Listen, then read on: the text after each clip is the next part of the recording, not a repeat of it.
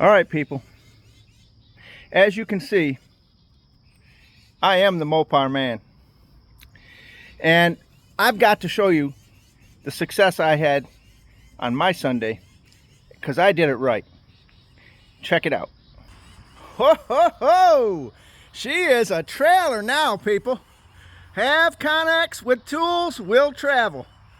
I just got to lower my ball on the truck, and we'll be able to hook this baby up and move it around, possibly tomorrow.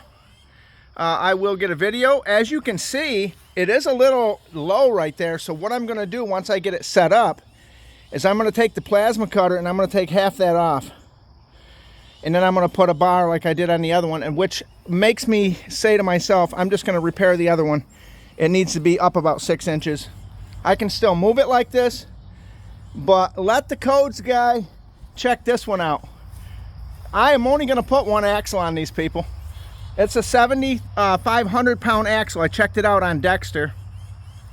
They're a Dexter axle for a house trailer. Plenty strong enough.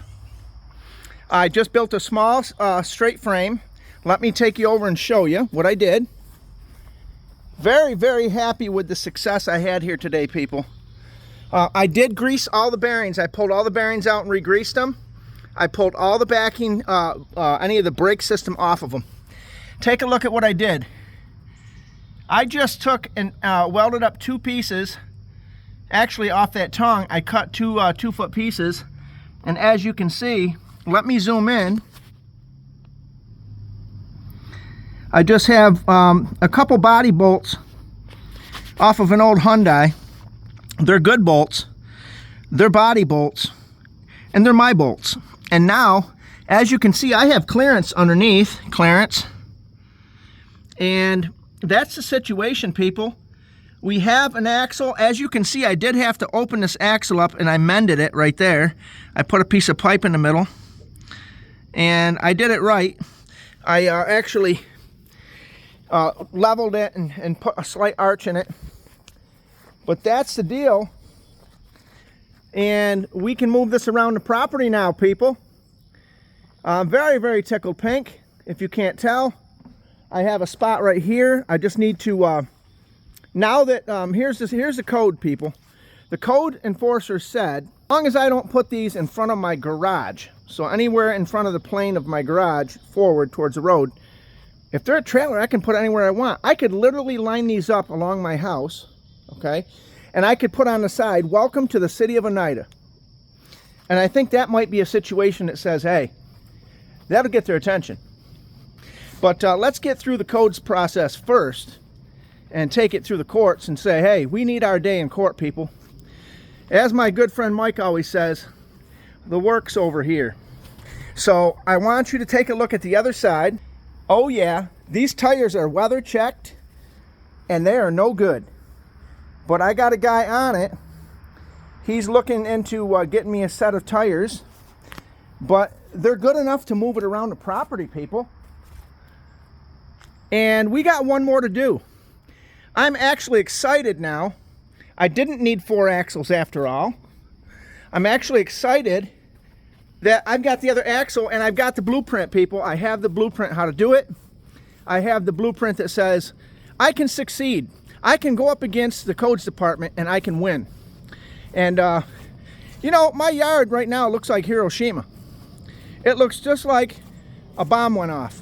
But at the end of the day, sometimes you have to go through that in order to get something done. Take a look. This is all the tools I had out to do this today. Make it happen. Yeah, that's your deal. As you can see, I did put the heavy duty grease on it. I cleaned them all apart, took them all apart and cleaned them. Again, the Hobart is a real friend of mine. As you can see, let's go over to the chop station. This is a chop station. There's the sleeve that I put on it, a 2-foot sleeve. What I did was I had to go 8 inches this way. So I cut the other axle and moved it over 8 inches. So I have 8 inches this way and this way. So I have a full 2 feet, if you will. 8 inches on either side, and I burned them in real good. I burned them on level, what did I burn it on? Actually, for the axles, I burned it on 7, and I had it up to 40. But then on the perches, where I welded the small, I put it down to like 32 and on 5. But I put them on the jack stands. Maybe I'll do a small video on the next set. But I am actually tickled pink. I'm pretty happy. I feel accomplished. It's Sunday. It's a fun day. And it's my day. And I'm just happy to say, hey, I'm thinking level-headed. And I'm getting to the situation where I'm going to get Tonka backed up. And I'm going to lower the hitch as low as it'll go. But I'm going to tell you something. I put them at about 9 feet. I want to say the Connex is 20 feet long.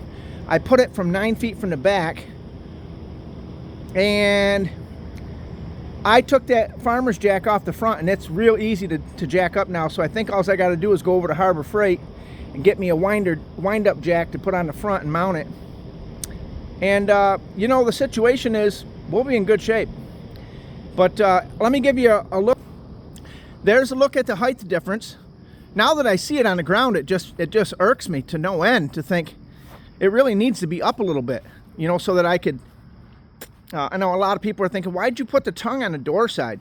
Well, I've got to be able to back it in, people, and move it around. I'm not going to be able to I'm not wrecking my truck out in the woods trying to just have the tongue on the other end. And at the end of the day, I'm just going to build a small ramp off there and then come down with it. So they're not going all over the place, but if I had to move this 100 miles or so, I think I'd be okay. I could move this 100 miles with no problem and take it to a different location or whatever. And the only thing I would have to do is put some new tires on it. But as you see, I have all the dunnage here.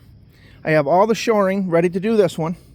We're going to get this one jacked up. Now this one might be a little lighter. It just has a 1986 Dodge Ram truck frame only in there.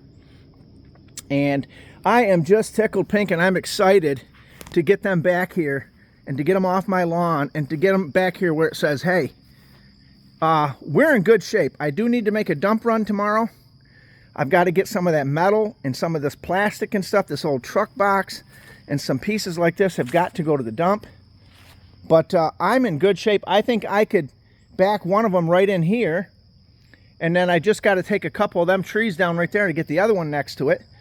But we'll see. Maybe I'll just take that one down right here and put them right side by side. Maybe I'll do that. But this is your boy Bry giving you a look at the Connex trailers. They are not Connex boxes no more. They are not buildings. They are movable storage. That is the key word for today, movable storage. Rob, if you're listening, I need them tires, buddy. If your dad can get me them, I only need 4. Quattro. Only 4, buddy.